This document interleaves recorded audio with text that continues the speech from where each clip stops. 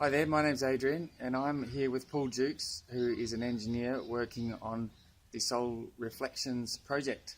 So one thing that's been bothering me and has been bothering a number of people I talk to is their power bill keep going up. So I want to ask Paul, what does he think about this problem? Over to you, Paul. Yeah, Adrian, look, a lot of people are talking about the power price here in Queensland. It's definitely a big issue. I think it's best to really talk about issues that we can deal with. So there's a lot of complexity around the power price and a lot of reasons why it's been going up over the years. But there's a couple of things that we can actually deal with. There's a few things that we actually have solutions for. The two things that we can actually do something about, one is to do with the profit taking that's in our current system. Yep. So basically our power supply is being supplied by corporations, which is fine. But they're all being run for profit. Okay, so this is at all levels of our power supply, right from the resource extraction through to the power generation, through to the transmission, then the distribution, and then right through to the retailer. Okay, so now some of those are government-owned corporations that are being run for profit, but there's also over 35% of them over 35% of our power generation is actually privately owned corporations. So they're running them for profit for their shareholders, which is normal for a corporation, but we need to actually recognise that additional cost that's being added into our power price. And the other issue that we can do something about right now is obviously the fact that our power price, now that we've opened up the port at Gladstone and we're exporting coal, our domestic price of those two commodities, gas and coal, are linked in implicitly with the global price. Okay, now the global price of those two commodities has been going up, and that's really also driving our wholesale power generation price. So we pay wholesale price, we pay international price even though it's being produced here in Queensland. Exactly. Right. So basically those corporations, if you're going to sell a commodity, you're going to sell it at the highest price that you can get it. They're not going to be selling it domestically for a lower price. It just wouldn't make sense. It would need to be subsidised by the government, and the government doesn't subsidise things like that. It's basically in the corporate world, they're looking to maximise their profit, and if they can't sell it locally, or even if they can sell it locally, they'll still sell it overseas if they can get more money for it. It's just as simple as that. So what are some alternate ideas? Yeah, okay, so the project that I'm working on is called SolReflections, and it centres around solving both those issues, but also there's so many other flow-on benefits from the project. So we'll talk about how it solves those two issues first. So the first one is in the profit taking. Now, obviously to deal with that, we need to shift our entire public utility from being provided for profit over to being provided for the public good, okay, and that would be as a not-for-profit.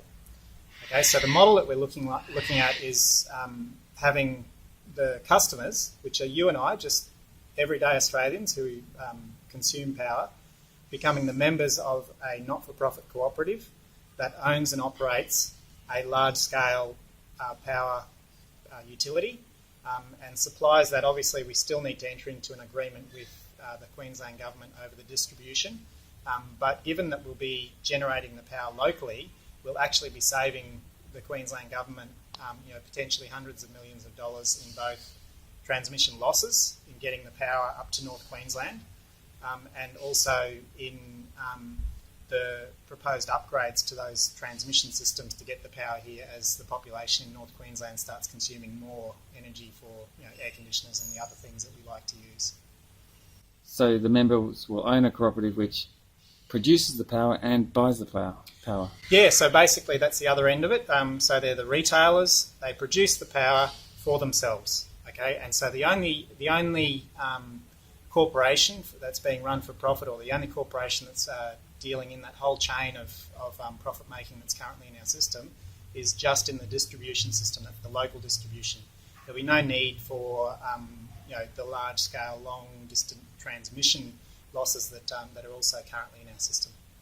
So how does your project plan to produce the power, like briefly? Okay, yeah, so this deals with the other issue, which is our power generation currently being tied in with global commodity prices, obviously the easiest way to do that is to not burn a global commodity to generate our power, and that's transitioning over to renewable energy. This isn't PV. PV is we need. Sorry, what's PV? PV is the panels, solar panels? Yeah, photovoltaic solar panels. It isn't that. So the system we're talking about is... Because they're all made overseas, right? Exactly. They're all made overseas, and that's really the issue that we need to look at is looking at empowering Australia to be able to build and operate its own power supplies. Okay, not being reliant on imports from overseas. We need to recognise PV panels last for about 10 to 15 years, and then they need to be replaced. So they're a consumable just like coal and gas, only the burn time is much longer. What we're talking about is concentrated solar thermal, which uses thousands of mirrors to redirect the sun into one location. Okay, and so those mirrors are just average everyday mirrors like you have in your bathroom. There's nothing technical or high-tech about them. Yeah. Okay, the rest of the infrastructure is just made out of concrete and steel. Again, they're things that we actually have here in Australia, and they're things that we can actually build with the skills and resources we have. It heats up salt. It's molten salt, potassium nitrate, and basically similar to the fertiliser salts that they make down in Rockhampton. Yeah. And so again, we make that here in Australia, and it heats that up to about 700 degrees Celsius, stores that indefinitely in insulated tanks, and therefore it can generate steam and subsequently power just like a normal coal-fired or gas-fired power station 24 hours a day. And so it's basically dispatchable, a direct replacement for both coal and gas. So the was it concentrated solar thermal plant is the main goal that SolReflections is working towards? Yeah, certainly.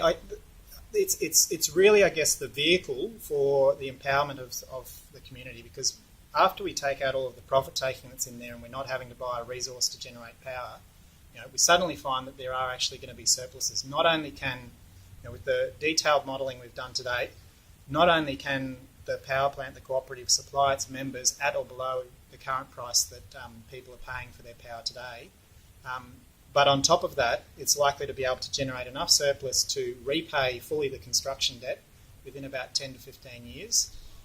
And there may also be additional surpluses that can be used to create other empowering business opportunities, job creation, and that sort of thing. Excellent. So make other community projects. Yeah. And you'll be employing members from our community as well. Exactly. I mean, because all of these decisions are being made by the members of the cooperative, and the members are us, the local community, we get to make decisions that are our priorities. So if we want to target, for example, job creation and apprenticeships and traineeships around unskilled youth, so that we can deal with the issues of drug use, of vandalism, of suicide, all of those other issues that are impacting our community, that's a decision that we could make as a community. Without it impacting profit, because profit isn't actually even a consideration. We're talking about a holistic approach to looking at energy and a public utility for the benefit of the community. And back to my current problem. Your power price. Yeah. Yeah, so unfortunately we won't be able to do anything about that today. What we actually really need to be doing, though, is starting this project off. It's a few years in the making, okay, probably looking 3 to 5 years. Okay, this is the first step. We need to get it underway, and then in time, definitely, you'll be able to... Right now, what we're offering is people to join the cooperative.